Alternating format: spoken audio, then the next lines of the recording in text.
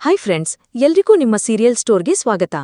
ಆಸೆ ಸೀರಿಯಲ್ನಲ್ಲಿ ನಾಳಿನ ಸಂಚಿಕೆಯಲ್ಲಿ ಏನೆಲ್ಲ ಆಗತ್ತೆ ಅಂತ ಪೂರ್ತಿಯಾಗಿ ನೋಡ್ಕೊಂಡ್ ಬರೋಣ ಬನ್ನಿ. ಆಸೆ ಧಾರಾವಾಹಿಯ ನಾಳಿನ ಸಂಚಿಕೆಯಲ್ಲಿ ಏನಾಗ್ತಿದೆ ಅಂತ ನೋಡ್ಕೊಂಡ್ ಬರೋಣ ಬನ್ನಿ. ಕಸ್ತೂರಿ ಮನೆಗೆ ರೋಹಿಣಿ ಭೇಟಿ. ರೋಹಿಣಿ ಕಸ್ತೂರಿ ಮನೆಗೆ ಹೋಗ್ತಾಳೆ. ನನಗೆ ಯಾವತ್ತೋ ಮಸಾಜ್ ಮಾಡಿದ್ದೆಲ್ಲಮ್ಮ ತುಂಬಾ ಚೆನ್ನಾಗಿತ್ತು, ಎಷ್ಟು ಆರಾಮ್ ಅನಿಸ್ತಿದೆ ಗೊತ್ತಾ, ಈಗ್ಲೂ ಮಸಾಜ್ ಮಾಡ್ತೀಯಾ ಅಂತ ಕೇಳ್ತಾಳೆ. ಕಸ್ತೂರಿ, ಅಯ್ಯೋ ಆಂಟಿ, ನಾನ್ ಮಸಾಜ್ ಮಾಡೋಕೆಲ್ಲ ಬಂದಿಲ್ಲ, ನನಗೆ ಯಾರಾದ್ರೂ ಮಸಾಜ್ ಮಾಡಿದ್ರೆ ಸಾಕಪ್ಪ ಅಂತ ಅನ್ಸ್ಬಿಟ್ಟಿದೆ ನನ್ಗೆ ಅಂತಾಳೆ. ರೋಹಿಣಿ, ಯಾಕಮ್ಮ ರೋಹಿಣಿ ಹೀಗೆಲ್ಲ ಮಾತಾಡ್ತಿದ್ಯಾ ಅನ್ನುವಾಗ, ನಿಮಗ್ ಗೊತ್ತಲ್ಲ ಆಂಟಿ, ನಿಮ್ ಮನೇಲಿ 2 ಲಕ್ಷ ಕಳೆದೋದಾಗಿಂದ ಮನೇಲಿ ನೆಮ್ಮದಿನೇ ಇಲ್ಲ, ಮನೇಲಿ ಅದಕ್ಕೆ ಅಂತಾನೆ ತುಂಬಾ ಗಲಾಟೆ ನಡೀತಿದೆ, ಅದ್ ಹೇಗ್ ದುಡ್ಡು ಕಳೆದೋಯ್ತು ಅಂತ ನನ್ಗೂ ಗೊತ್ತಾಗ್ತಿಲ್ಲ, ರೋಹಿಣಿ ಮೀನಾ ಅಂತೂ ಆ ದುಡ್ಡನ್ನ ಮುಟ್ಟಿರಲ್ಲ ಅಂತಾಳೆ. ಕಸ್ತೂರಿ, ಹೌದು ಆಂಟಿ, ಮೀನಾಗೆ ಆ ದುಡ್ಡಿನ ಬಗ್ಗೆ ಗೊತ್ತೇ ಇರ್ಲಿಲ್ಲ, ಅದ್ ಹೇಗ್ ದುಡ್ಡು ತಗೊಳಕಾಗತ್ತೆ, ಆದ್ರೆ ಈಗ ಮನೆಯಲ್ಲಿ ಲಾಯರ್ ಕಡೆಯಿಂದ ಅತ್ತೆ ಲಂಚ ತಗೊಂಡು ಕೇಸ್ ವಾಪಸ್ ತಗೊಂಡಿದ್ದಾರೆ ಅಂತ ಗೊತ್ತಾಗಿದೆ, ಅದಕ್ಕೋಸ್ಕರ ಮಾವ ಅತ್ತೆಗೆ 5 ಲಕ್ಷ ಕೊಡಕ್ ಹೇಳಿದ್ದಾರೆ. ಶಾಂತಿ 5 ಲಕ್ಷ ಕೊಡ್ಬೇಕಂತೆ, ಅದ್ ಎಲ್ಲಿಂದ ತರ್ತಾಳಮ್ಮ ಶಾಂತಿ ಅಂತ ಕಸ್ತೂರಿ ಕೇಳ್ತಾಳೆ. ಮನೆ ವಾತಾವರಣ ಚೆನ್ನಾಗಿರ್ಲಿ ಅಂತ ನನ್ ಕುತ್ಕೇಲಿರೋ ತಾಳಿ ಚೈನ ಮಾರಿ ದುಡ್ಡನ್ನ ತಗೊಂಡ್ ಬಂದಿದೀನಿ, ಈ ದುಡ್ಡನ್ನ ಅಲ್ಲಿಟ್ಟು ಅತ್ತೆಗೆ ನೀವು ಫೋನ್ ಮಾಡಿ ಹೇಳಿ, ದುಡ್ಡನ್ನ ನಾನೇ ಎಲ್ಲೋ ಇಟ್ಬಿಟ್ಟಿದ್ದೆ, ಇವಾಗ ಸಿಕ್ತು ಅಂತ ಹೇಳಿ ಅಂತ ಹೇಳ್ತಾಳೆ. ಅಲ್ಲಮ್ಮ ರೋಹಿಣಿ, ಮನೋಜ್ ಈಗ ತಾನೇ ಹೊಸದಾಗಿ ಚೇಂಜ್ ಮಾಡಿಸ್ಕೊಟ್ಟಿದ್ನಲ್ಲ ಅಂತ ಕೇಳ್ತಾಳೆ ಕಸ್ತೂರಿ. ಹೌದು ಆಂಟಿ, ಮನೆ ವಾತಾವರಣ ಚೆನ್ನಾಗಿದ್ರೆ ಸಾಕು, ಲಾಭ ಬಂದ್ಮೇಲೆ ಮತ್ತೆ ಮಾಡ್ಸ್ಕೊಂಡ್ರಾಯ್ತು, ತಗೊಳ್ಳಿ ಆಂಟಿ ಅಂತ ದುಡ್ಡು ಕೊಡ್ತಾಳೆ. ಈ ದುಡ್ಡು ಕಳೆದೋಗಿ ನನ್ಗೆ ನೆಮ್ಮದಿನೇ ಇರ್ಲಿಲ್ಲಮ್ಮ, ಇವಾಗ ನನ್ಗೆ ನೆಮ್ಮದಿ ಅನಿಸ್ತಿದೆ, ನಾನು ಶಾಂತಿಗೆ ಫೋನ್ ಮಾಡಿ ಹೇಳ್ತೀನಿ ಅಂತಾಳೆ ಕಸ್ತೂರಿ. ರಂಗನಾಥ್ ಅವರ ಕೆಲಸದ ನಿರ್ಧಾರ ಮತ್ತು ಮನೆಯ ವಾತಾವರಣ. ನಂತರ ಈ ಕಡೆ ಮನೆ ಮೇಲೆ ರಂಗನಾಥ್ ಅವರು ಕೆಲ್ಸಕ್ ಹೋಗ್ಬೇಕು ಅಂತ ಯಾರೋ ಫ್ರೆಂಡ್ಗೆ ಹೇಳಿರ್ತಾರೆ. ಅದನ್ನ ಕೇಳಿದ ಸೂರ್ಯ, ನೀನ್ ಯಾಕಪ್ಪ ಕೆಲ್ಸಕ್ ಹೋಗ್ಬೇಕು, ಮನೆಯಲ್ಲಿ ನಾವು ಇಷ್ಟೊಂದ್ ಜನ ದುಡಿತಿಲ್ವಾ ಅಂತ ಕೇಳ್ತಾನೆ. ಮನೆಯಲ್ಲಿ ನನ್ಗೆ ಕೂತು ಬೋರ್ ಆಗ್ತಿದೆ ಕಣೋ, ರಾತ್ರಿ ಇವತ್ ನಿದ್ದೆ ಬೇರೆ ಬರಲ್ಲ, ಅದಕ್ಕೋಸ್ಕರ ಹೋಗೋಣ ಅಂತ ನನ್ ಫ್ರೆಂಡ್ಗೆ ಹೇಳಿದೆ ಅಂತ ಹೇಳ್ತಾರೆ ರಂಗನಾಥ್ ಅವರು. ಆಗ ಶಾಂತಿ ಬಂದ್ಬಿಟ್ಟು, ಅವರ ಇಷ್ಟ ಬಂದಾಗ ಹೋಗ್ತೀನಿ ಅಂತ ಹೇಳ್ತಿದಾರಲ್ಲ, ನೀನ್ ಯಾಕೆ ಬೇಡ ಅಂತ ತಡಿತಿದ್ಯಾ ಅಂತಾಳೆ. ಯಾಕೆ, ನಾವ್ ಯಾರು ದುಡಿತಿಲ್ವಾ, ಈ ವಯಸ್ಸಲ್ಲಿ ನಮ್ಮಪ್ಪ ರೆಸ್ಟ್ ತಗೋಬೇಕು, ಅವರಿಗೆ ಹುಷಾರಿಲ್ಲ, ಇಷ್ಟ ದಿನ ದುಡ್ದಿದ್ ಸಾಕಲ್ವಾ ಅಂತ ಸೂರ್ಯ ಕೇಳ್ತಾನೆ. ಆಗ ರೋಹಿಣಿ ಬಂದು ಮನೋಜ್ ರೋಮಲ್ಲಿ ಇರ್ತಾನೆ, ಅವನ್ ಕೈಗೆ ದುಡ್ಡು ಕೊಡ್ತಾಳೆ. 3 ಲಕ್ಷನಾ, ಎಲ್ಲಿಂದ ಬಂತು ರೋಹಿಣಿ ಅಂದಾಗ, ನಾನ್ ಕುತ್ಗಿಲಿರೋ ತಾಳಿ ಸರನ್ನ ಮಾರ್ಬಿಟ್ಟೆ ಅಂತಾಳೆ ರೋಹಿಣಿ.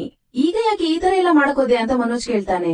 ಆಗ ರೋಹಿಣಿ, ಮೊದ್ಲು ಮನೇಲಿರೋ ಸಮಸ್ಯೆ ಎಲ್ಲ ಬಗೆಹರಿಲಿ, ಲಾಭ ಬಂದ್ಮೇಲೆ ನಾವ್ ಮಾಡಿಸ್ಕೊಂಡ್ರೆ ಆಯ್ತು, ಮೊದ್ಲು ಇದನ್ನ ತಗೊಂಡೋಗಿ ಅತ್ತೆ ಕೈಯಲ್ಲಿ ಕೊಡಿ ಅಂತ ಹೇಳಿ ಮನೋಜ್ ಕೈಲಿ ದುಡ್ಡು ಕೊಡ್ತಾಳೆ. ರಂಗನಾಥ್ ಕೆಲ್ಸದ ಬಗ್ಗೆ ಚರ್ಚೆ. ಮನೋಜ್ ಬಂದಾಗ ಸೂರ್ಯ ರಂಗನಾಥ್ ಅವರನ್ನ ಕೆಲ್ಸಕ್ ಹೋಗ್ಬೇಡ ಅಂತ ಹೇಳ್ತಾ ಇರ್ತಾನೆ. ಆಗ ಮನೋಜ್ ಬಂದು, ಏನ್ ನಡೀತಾ ಇದೆ ಇಲ್ಲಿ ಅಂತ ಕೇಳ್ತಾನೆ. ನಿಮ್ಮಪ್ಪ ಕೆಲ್ಸಕ್ ಹೋಗ್ಬೇಕು ಅಂತ ಹೇಳ್ತಿದ್ದಾರೆ, ಇವನ್ ಬೇಡ ಅಂತ ಇದ್ದಾನೆ ಅಂತ ಹೇಳ್ತಾನೆ. ಹೋಗ್ಲಿ ಬಿಡಿ, ಒಳ್ಳೇದಾಯ್ತಲ್ವಾ ಅಂತಾನೆ ಮನೋಜ್. ಏನ್ ಒಳ್ಳೇದು, ಅಪ್ಪ ಈ ವಯಸ್ಸಲ್ಲಿ ಕೆಲ್ಸಕ್ ಹೋಗ್ಬೇಕಾ ಅಂತ ಕೇಳ್ತಾನೆ ಸೂರ್ಯ. ಅವರ ಹಾಬಿ ಕಣು ಅದೆಲ್ಲ, ಅವ್ರಿಗೆ ಇಷ್ಟ ಬಂದಾಗ ಹೋಯ್ತಾರೆ ಬಿಡು ಒಂದಿನ ಅಂತಾನೆ ಮನೋಜ್. ಆಗ ರೋಹಿಣಿ ಬಂದು, ಮನೋಜ್ ಮೊದ್ಲು ದುಡ್ಡು ಕೊಡಿ ಅತ್ತೆ ಕೈಗೆ ಅಂತ ಹೇಳ್ತಾಳೆ. ತಗೊಳ್ಳಿ ಅಮ್ಮ ದುಡ್ಡು ಅಂತ ಕೊಟ್ಟಾಗ, ಓ ದುಡ್ಡು ರೆಡಿ ಆಯ್ತಾ ಅಂತಾಳೆ ಶಾಂತಿ. ಅನ್ಯಾಯವಾಗಿ ದುಡ್ಡು ಲಾಸ್ ಮಾಡಿದೀರಾ ಅಂತ ನಮ್ಮನ್ನ ಬಾಯಿಗೆ ಬಂದಂಗೆ ಬೈದ್ರಿ, ಕೊಡು ಅವನ್ ಕೈಗೆ ದುಡ್ಡನ್ನ ಅಂತಾಳೆ ಶಾಂತಿ. ನಿನಗ್ ಸೇರ್ಬೇಕಾಗಿರೋ ದುಡ್ಡು ತಗೊಳಪ್ಪ ಅಂತಾರೆ ರಂಗನಾಥ್ ಅವರು. ಸೂರ್ಯನ ಕೈಗೆ 3 ಲಕ್ಷ ದುಡ್ಡು ಕೊಡ್ತಾನೆ ಮನೋಜ್. ಇನ್ಮೇಲೆ ಯಾರು ನಮ್ಮನ್ನ ದುಡ್ಡು ಕೊಟ್ಟಿಲ್ಲ ಅಂತ ಹೇಳೋ ಹಾಗಿಲ್ಲ ಅಂತ ಹೇಳ್ತಾಳೆ ಶಾಂತಿ. ಆಗ ಕಸ್ತೂರಿ ಫೋನ್ ಮಾಡ್ತಾಳೆ. ಇವಳು ಯಾಕೆ ಈಗ ಫೋನ್ ಮಾಡ್ತಿದ್ದಾಳೆ ಅಂತ ಶಾಂತಿ ಫೋನ್ ತೆಗ್ದಾಗ ಕಸ್ತೂರಿ ಹೇಳ್ತಾಳೆ, ಕಳೆದೋಗಿತ್ತಲ್ಲ ದುಡ್ಡು, ಅದೆಲ್ಲೂ ಹೋಗಿಲ್ಲ, ಇಲ್ಲೇ ಇದೆ, ಕಬೋರ್ಡ್ ಅಲ್ಲಿ ಎಲ್ಲೋ ಒಂದ್ ಕಡೆ ಇಟ್ಬಿಟ್ಟಿದ್ದೆ, ಮರ್ತೋಗಿತ್ತು ಅಂತ ಹೇಳ್ತಾಳೆ. ಏನು, ದುಡ್ಡು ಅಲ್ಲೇ ಇತ್ತಾ, ನೀನ್ ಸರಿಯಾಗಿ ನೋಡಿರ್ಲಿಲ್ವಾ, ಯಾಕೆ ಕಸ್ತೂರಿ ಈ ತರ ಮಾಡ್ದೆ, ಮನೇಲಿ ಎಷ್ಟು ಸಮಸ್ಯೆ ಆಯ್ತು ಗೊತ್ತಾ ಅಂತ ಹೇಳ್ತಿರ್ತಾಳೆ ಶಾಂತಿ. ಆಗ ಎಲ್ಲರೂ ಅದನ್ನ ಕೇಳಿಸ್ಕೊಳ್ತಿರ್ತಾರೆ. ಆಗ ಸೂರ್ಯ ಕೇಳ್ತಾನೆ, ಅದೇನು ಅಂತ ಸರಿಯಾಗಿ ಹೇಳಕ್ ಹೇಳಪ್ಪ ಅಂತ. ಅದು ಕಸ್ತೂರಿ ಮನೇಲಿ ದುಡ್ಡು ಕಳ್ದೋಯ್ತು ಅಂತ ಹೇಳಿದ್ನಲ್ಲ, ಆ ದುಡ್ಡು ಅಲ್ಲೇ ಇತ್ತಂತೆ, ಅವಳು ಎಲ್ಲೋ ಇಟ್ಟು ಮರ್ತೋಗಿದ್ಲಂತೆ ಅಂತಾಳೆ ಶಾಂತಿ.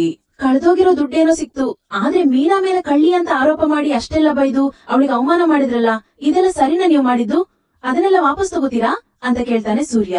ಈ ತರ ಎಲ್ಲ ಮಾಡಿದ್ರಲ್ಲ, ಅವಳ ಮನ್ಸಿಗೆ ಎಷ್ಟು ಬೇಜಾರಾಗಿರ್ಬೇಡ ಅಂತ ಸೂರ್ಯ ಕೇಳ್ತಿರುವಾಗ ಇವಾಗ ರವಿ ಹೇಳ್ತಾನೆ, ಸೂರ್ಯ ಹೇಳ್ತಿರೋದು ಸರಿಯಾಗಿದೆ, ನೀವ್ ಯಾವಾಗ್ಲೂ ಅತ್ತಿಗೆ ಮೇಲೆ, ಅತ್ತಿಗೆ ಮನೆಯವರ ಮೇಲೆ ಏನಾದ್ರೂ ಒಂದು ಆಪಾದನೆ ಮಾಡ್ತಾನೆ ಇರ್ತೀರಾ, ಈ ಸರಿ ಅತ್ತಿಗೆಗೆ ತುಂಬಾ ನೋವು ಕೊಟ್ಟಿದ್ದೀರಾ, ಕಳ್ಳರು ಅಂತ ಎಲ್ಲ ಆರೋಪ ಮಾಡಿದೀರಾ ಅನ್ನುವಾಗ ಮನೋಜ್ ಹೇಳ್ತಾನೆ, ಅದ್ರಲ್ಲಿ ಏನೋ ತಪ್ಪಿದೆ, ದುಡ್ಡು ಕಳೆದೋಗಿತ್ತಲ್ಲ, ಅದಕ್ಕೆ ಆ ರೀತಿ ಹೇಳಿದ್ರು ಅಂತ ಇರುವಾಗ ರಂಗನಾಥ್ ಅವರು, ಸುಮ್ನಿರು, ನೋಡು ಶಾಂತಿ, ಮೀನಾ ತುಂಬಾ ಒಳ್ಳೆ ಹುಡುಗಿ, ಅವಳು ಒಳ್ಳೆಯವಳಾಗಿದ್ದಕ್ಕೆ ನೀನ್ ಹೇಳಿದನ್ನೆಲ್ಲ ಕೇಳಿಸ್ಕೊಂಡು ಸುಮ್ನಾದ್ಲು, ಬೇರೆ ಯಾರಾದ್ರೂ ಆಗಿದ್ರೆ ನೀನೊಂದ್ ಮಾತಿಗೆ ತಿರ್ಗೇಟ್ ಕೊಟ್ಟಿರೋರು, ಅಷ್ಟೆಲ್ಲ ಅವಳ ಮನ್ಸನ್ನ ನೋಯಿಸಿದ್ಯಲ್ಲ, ಅವಳಿಗೆ ಬಾಧೆ ಕೊಟ್ಟಿದ್ಯಲ್ಲ, ಈಗಾದ್ರೂ ಅವಳಿಗೆ ಏನಾದ್ರೂ ಹೇಳ್ಬೇಕು ಅಂತ ನಿನ್ಗೆ ಅನ್ಸ್ತಿಲ್ವಾ ಅಂತ ಕೇಳ್ತಾರೆ.